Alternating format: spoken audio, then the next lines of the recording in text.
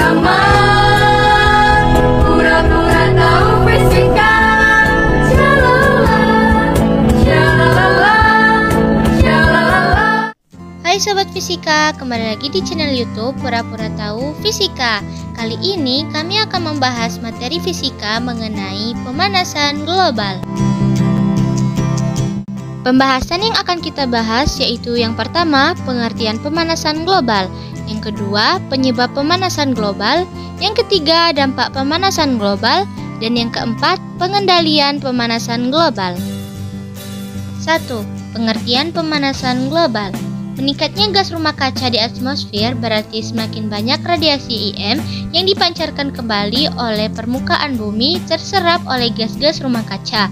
Hal itu menyebabkan semakin banyak energi radiasi IM yang akan dipancarkan ke arah permukaan bumi. Akibatnya, suhu permukaan bumi akan semakin meningkat. Pada dasarnya, istilah pemanasan global atau global warming digunakan untuk mengacu ke peningkatan suhu rata-rata udara dan lautan. Intergovernmental Panel on Climate Change atau IPCC menyimpulkan bahwa sebagian besar peningkatan suhu rata-rata global sejak pertengahan abad ke-20 kemungkinan besar disebabkan oleh meningkatnya konsentrasi gas-gas rumah kaca akibat aktivitas manusia. IPCC menyatakan bahwa pendorong terbesar dari pemanasan global adalah karbon dioksida hasil emisi dari pembakaran bahan bakar fosil. Kurva Killing adalah diagram yang menunjukkan perubahan karbon dioksida atau CO2 secara musiman dan tahunan pada atmosfer bumi. Berdasarkan penelitian lanjutan yang dilakukan di Observatorium Mauna Loa di Hawaii, grafik ini ditemukan oleh ilmuwan iklim asal Amerika, Charles David Killing. Peningkatan karbon dioksida pada atmosfer bumi dapat menyebabkan pemanasan global. Pada kurva Killing, penyumbang karbon dioksida terbesar berasal dari hasil pembakaran bahan bakar fosil yang menghasilkan lebih dari 6 miliar ton metrik gas karbon dioksida setiap tahun, sehingga menimbulkan efek rumah kaca. Efek inilah yang menyebabkan pemanasan global sehingga terjadi perubahan iklim. 2. Penyebab pemanasan global. A. Konsumsi energi bahan bakar fosil. Bahan bakar fosil mengandung karbon, sehingga pembakaran karbon pastilah menghasilkan gas rumah kaca karbon dioksida. Gas rumah kaca yang dibuang ke atmosfer berkaitan dengan gaya hidup dan jumlah penduduk. B. Sampah organik. Sampah organik adalah sampah yang dapat mengalami pelapukan, misalnya daun, sayur, buah-buahan, kertas, dan kayu. Sampah organik menghasilkan gas rumah kaca metana. Diperkirakan 1 ton sampah padat menghasilkan 50 kg gas metana. C. Kerusakan hutan. Gas karbon dioksida merupakan gas rumah kaca sehingga kerusakan atau penggundulan hutan secara besar-besaran berarti hilangnya faktor penyerap gas rumah kaca karbon dioksida di atmosfer. Dengan kerusakan hutan, tentu saja penyerapan karbon dioksida tidak optimal, sehingga akan mempercepat terjadinya pemanasan global. D. Pertanian dan peternakan.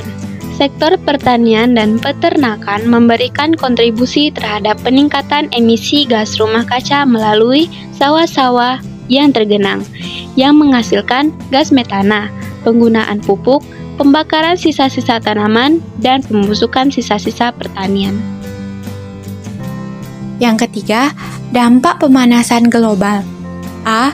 Iklim mulai tidak stabil. Ilmuwan memperkirakan bahwa selama pemanasan global, daerah udara dari bagian utara belahan bumi utara akan memanas lebih tinggi dibandingkan dengan daerah-daerah lain di bumi.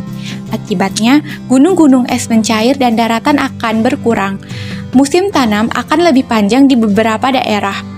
Daerah hangat akan menjadi lembab karena banyak air yang menguap dari lautan. Dengan demikian, pola cuaca menjadi sukar diprediksi dan lebih ekstrim. B. Peningkatan permukaan laut. Ketika atmosfer menghangat, air pada permukaan lautan juga menghangat. Hal ini berarti volume air di lautan membesar karena pemuaian, sehingga menaikkan tinggi permukaan air laut. C. Pertanian. Orang berpikiran bahwa bumi yang hangat akan menghasilkan lebih banyak makanan dari sebelumnya. Tetapi Tapi, hal ini tidak berlaku di Kanada, diuntungkan dengan lebih tingginya curah hujan dan lebih lamanya masa tanam. D. Kehidupan hewan liar dan tumbuhan. Akibat pemanasan global, hewan cenderung bermigrasi ke arah kutub atau pegunungan untuk mencari wilayah yang lebih dingin. Tumbuhan akan mengubah arah pertumbuhannya, mencari daerah baru karena habitat lamanya menjadi terlalu hangat. Akan tetapi, pembangunan yang dilakukan manusia akan menghalangi perpindahan ini. E. Kesehatan manusia. Kenaikan suhu global telah memicu banyaknya yang berkaitan dengan panas dan kematian, seperti stres, stroke, dan gangguan kardiovaskuler. 4. Pengendalian pemanasan global. Salah satu cara mengendalikan pemanasan global yang paling mudah adalah menghilangkan karbon dioksida di udara dengan memelihara pepohonan dan menanam pohon lebih banyak lagi. Itulah tadi materi fisika mengenai pemanasan global. Semoga teman-teman dapat memahaminya ya. Jangan lupa untuk like, komen, share, dan subscribe channel Pura-Pura Tahu Fisika. Sekian dan terima kasih.